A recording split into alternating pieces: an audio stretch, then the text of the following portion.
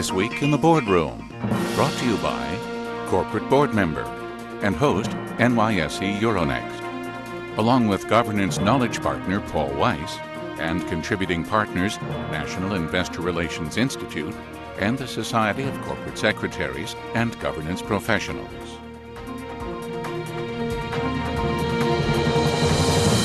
Welcome to this edition of This Week in the Boardroom. I'm TK Kerstetter with Corporate Board Member, and it's really my pleasure today to welcome my guest. My guest is Marshall Carter, who's the chairman of the NYSE Group. Marshall, welcome to the studios. Thanks very much. Good to be here. Well, I'm going to take advantage of all your experience today, and we're going to talk about something that I call sort of the unwritten rules in the boardroom.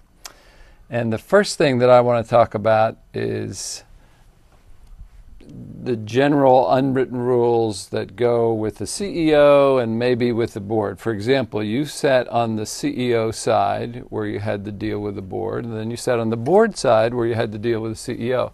So if you had to, if a couple ideas of unwritten rules come to mind, what might they be?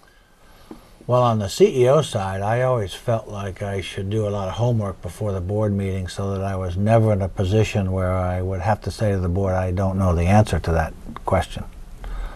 I think an unwritten rule on the board side of the table would be you should really come to the meetings having read the materials. Yes, sometimes it can be pretty distracting when board members take meetings off on information that they should have read, I'm sure.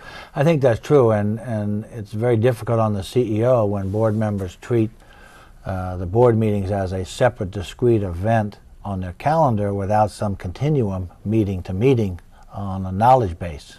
Yeah, I'm sure. And as a CEO, you always want to have great communications with your board and preparation for you and the staff, because I assume that you would always bring CFO and other officers in the board meetings as well. Generally the CFO and the Chief Operating Officer if we had one, but we would bring in staff members as we needed them, like if we're talking compensation, the HR, people like that. Well, it's no question that the chairman's job has gotten more challenging.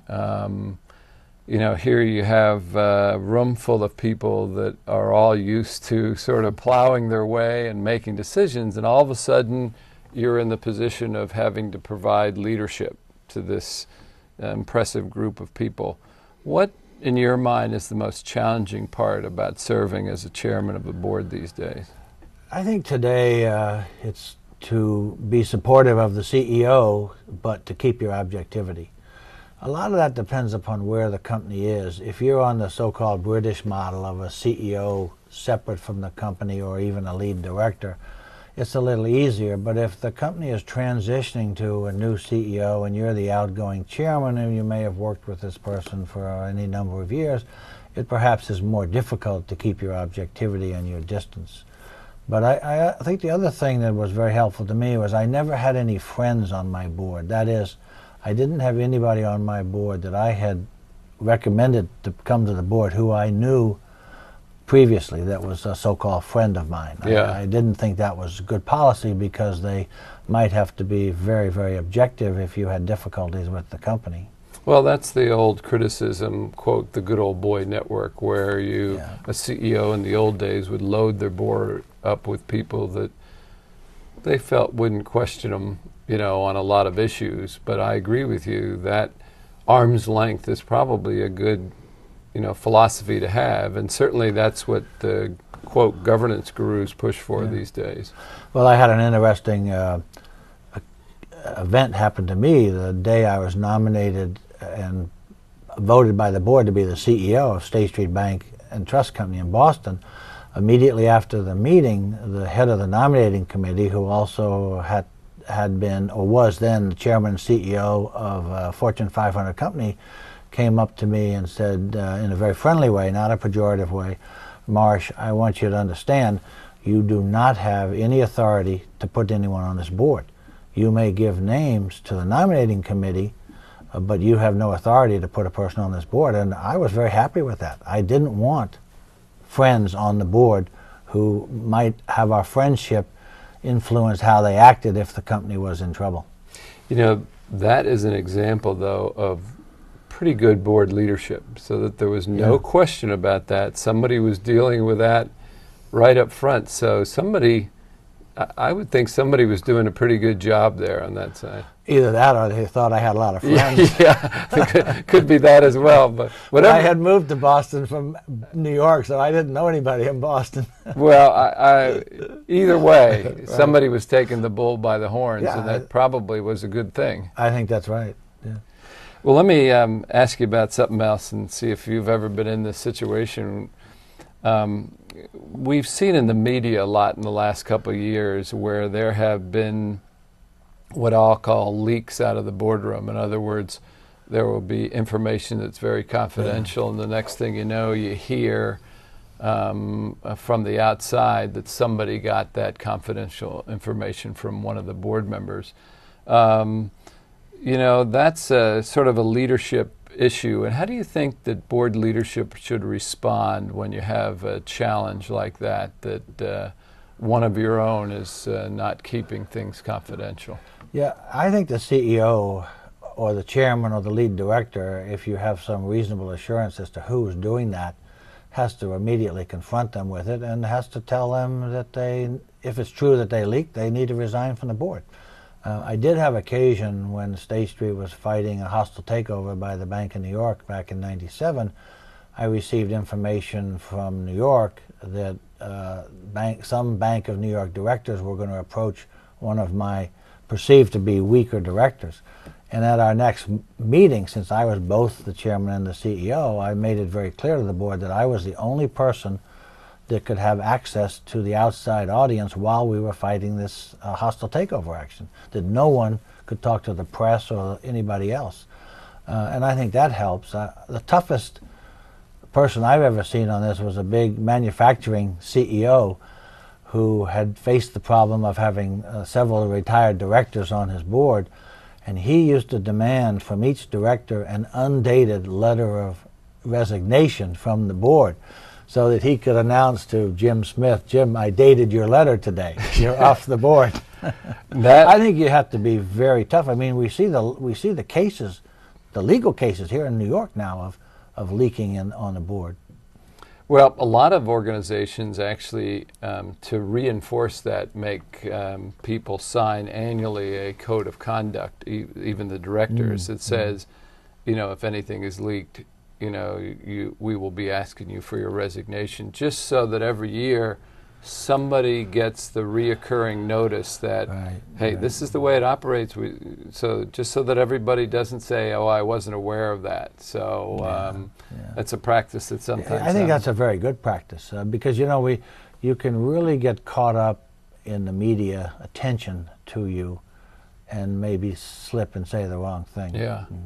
Well, I think a code of conduct that talks about attendance, it talks about all the issues that end up being lightning rods for a board.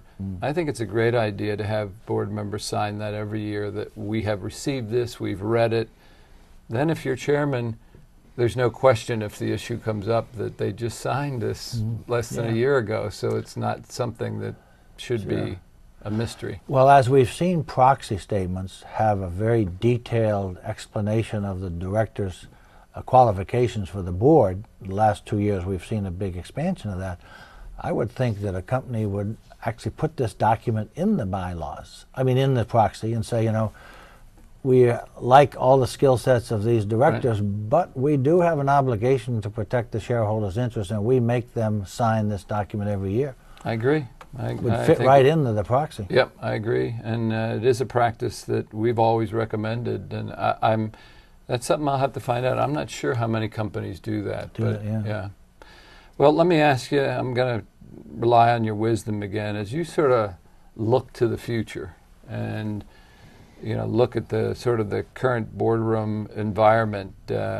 What sort of concerns you about the board or governance trends that you see right now? I think the biggest challenge is going to be the width and the depth of the data and the information that a board member receives, which in the case of a smaller company, you might have only 6 meetings a year, and a bigger company, you might have 9 to 12.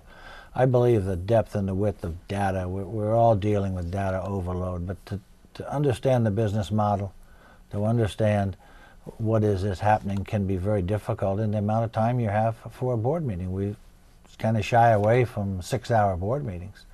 What we tend to do here at the stock exchange in our parent company, NYSE Euronext, is to have one meeting that's only devoted to strategic planning. We talk about nothing else but strategic planning, and we found that to be very, very helpful the last 2 years. Yeah, I think that's a trend that you know, see, yeah, because so much is required that you have to do at the meetings, that if you don't put aside time for a single strategy meeting or a retreat or something like that, you're not doing really what the board's supposed to be doing. Yeah. And if you had asked somebody why they joined the board, not many people would say to do it for compliance reasons.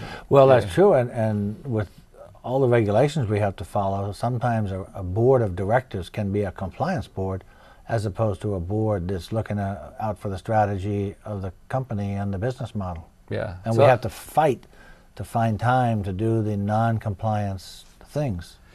Yeah, it's all about growth in the end, because if you're not a viable company, the compliance doesn't help you either. So at some point in time, it becomes strategy. Yeah. So, well, listen, I can't thank you enough for taking time out of your busy schedule to join us, and we appreciate that.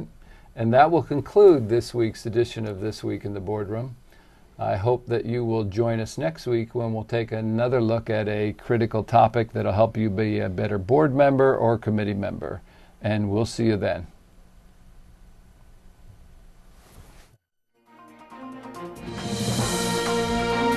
Join us again next week for This Week in the Boardroom, brought to you by corporate board member and host NYSE Euronext, along with governance knowledge partner Paul Weiss and contributing partners National Investor Relations Institute and the Society of Corporate Secretaries and Governance Professionals.